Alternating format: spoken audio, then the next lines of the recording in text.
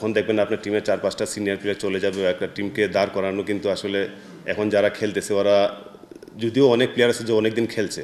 তো আপনি যেটা বলছেন এটা কিন্তু আমরাও যে আসলে কনসার্ন যে আসলে কখন আবার বাংলাদেশ ভালো, বাট আমি মনে করি ওদের এই জিনিসগুলো না চিন্তা করে ওরা আসলে এখন যে অ্যাজ এ প্লেয়ার হিসেবে বলতে পারে যে ওদের চেয়ে খারাপ কিন্তু আসলে কারো লাগবে না, যেহেতু ওরা প্রফেশনাল প্লেয়ার। তো এই জিনিসটা ভুলে যদি ওরা যত তাড়াতাড়ি পাকিস্তান সিরিজটা খেলতে পারে এবং অবশ্যই যে যে জায়গায় আমরা ভুলভ্রান্তি আছে এগুলো নিয়ে তো অবশ্যই যারা আছেন ওরা কাজ করবেন, বাট সবচেয়ে ইম্পর্টেন্ট জিনিস মানে আমি যেটা চিন্তা করি যে যত তাড়াতাড়ি ওরা কামব্যাক করবে এবং আমি পাকিস্তান সিরিজে যদি ওরা একটা ভালো ম্যাচ ভালো একটা উইন করতে পারতো আমি মনে করি জিনিসগুলো ভুলে যায়, যেহেতু সামনে আমাদের T20 ওয়ার্ল্ড কাপ বা অনেক ধরনের ইভেন্টের খেলা আছে। তো যত তাড়াতাড়ি ওটা ভুলে যাবে তত তাড়াতাড়ি আমি মনে করি আমাদের টিমের জন্য ভালো। মুস্তাফিজের মেইন স্ট্রেংথ পয়েন্ট হচ্ছে ও কিন্তু এটা হচ্ছে কনফিডেন্সের ব্যাপার। আপনি যখন দেখবেন একটা ছেলে বড় ইভেন্টে খেলে IPL-এর মতো একটা বড় ইভেন্ট খেলার পরে কিন্তু ওর মেন্টালিটি বা ওর যে কনফিডেন্স থাকবে এটা কিন্তু আপনি শরীফুল বলেন বা হাসান মাহমুদ এরকম থাকবে না। তো এট দ্য সেম টাইম যদি আপনার একটা ডেতে যখন খেলা হবে, আপনি যখন 4টা পেস বোলার বা 4টা বোলার যে আপনি খেলবেন দেখবেন যে 2টা বোলার ভালো করবে, একটা বোলার একটা অফ ডে যাবে। বাট এর মানে এই না যে ওরাও খারাপ, বাট সবচেয়ে ইম্পর্টেন্ট জিনিস হচ্ছে পেস বোলার হোক স্পিনার হোক যত তাড়াতাড়ি কামব্যাক করা যায়। আপনি T20 টুর্নামেন্টে কিন্তু যে কোনো দিন এক্সপেন্সিভ হতে পারে, বাট সবচেয়ে ইম্পর্টেন্ট জিনিস ও কত তাড়াতাড়ি কামব্যাক করতেছে। T20 হয় কি যদি আপনার প্রপার ডেথ বলার না থাকে একটা টিমের জন্য কিন্তু দেখেন আমরা 200 রান করেও অথবা একটা ম্যাচ আমরা, তো এই জায়গায় যেটা হচ্ছে কি হয়তো ঘুরিয়ে ফিরিয়ে সবাইকে খেলানোর চেষ্টা করতেছে একটা ভালো একটা কম্বিনেশন তৈরি করার জন্য। তো এটা প্র্যাকটিসের ব্যাপার, বাট আমরা যেহেতু এই জিনিসটা হচ্ছে আমরা কিন্তু স্টিল এটা আমাদের নলেজে আছে যে কীভাবে ডেথ ওভারে ভালো করতে হবে বা নতুন বলে প্রথম 6 ওভার কী বোলিং করতে হবে এগুলো কিন্তু চেষ্টা করে কিন্তু আমরা এখন এগোচ্ছি। যেহেতু আপনি দেখবেন যে একটা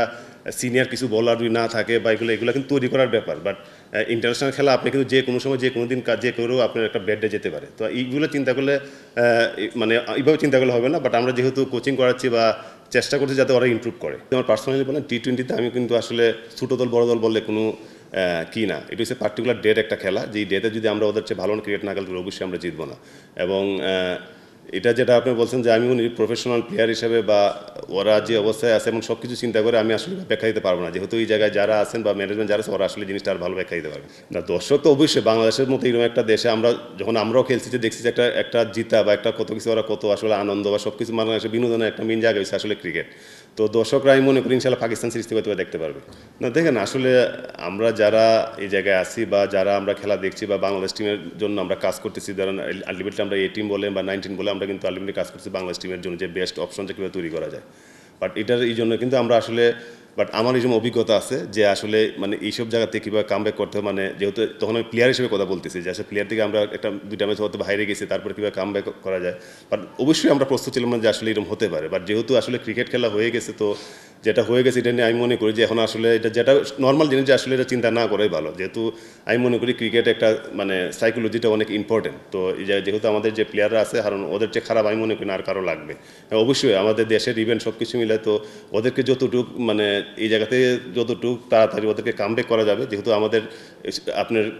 কোনো কিছু চিন্তা করার কিন্তু সুযোগ না, যেহেতু আর 3-4 দিন পরে আরেকটা সিরিজ, তো এখন কিন্তু ওদেরকে কিন্তু আমরা উৎসাহ দেওয়া ছাড়া আর কোনো কিছু কিন্তু করণীয় না আমি মনে করি যে পার্সোনাল হিসেবে যে প্লেয়ার হিসেবে যদি আপনি ব্যাকফুটে চলেন তাহলে কিন্তু ওর পারফরমেন্স আরও কী হবে। তো সবচেয়ে ইম্পর্টেন্ট জিনিস হচ্ছে ওরা যাতে ইনশাল্লাহ আমরা দোয়া করি আপনারাও দোয়া করবেন যে তোরা তো তাড়াতাড়ি কামব্যাক করতে পারে। এটা ব্যাপারটা এমন হতো আমার কেরিয়ার তো এরকমই হয়েছে আসলে সত্যি বলতে কি এটা একটা পেস বোলারের জন্য কিন্তু একটু ডিফিকাল্ট। বাট আমি যদি বলি ও কিন্তু ওভারঅল গত 2 থেকে 3 বছর দেখছি আপনি ডোমেস্টিক ক্রিকেট বলেন BPL বলেন সব জায়গায় কিন্তু পারফর্ম করছে। তো আপনি যদি এই টিম সিরিজগুলো দেখেন আমরা কিন্তু মানে আমার থেকে যে একটা আছে না যে ওপিনিয়ন নেওয়া যে আসলে যে বোলিং কোচ হিসাবে এই টিমের যে কী বলা যায়, বাট আমি মনে করি ও যে ইমপ্রুভমেন্ট এবং ও যে নিজের যে আসলে কোন উইকেটে কেমন বোলিং করতে হবে এবং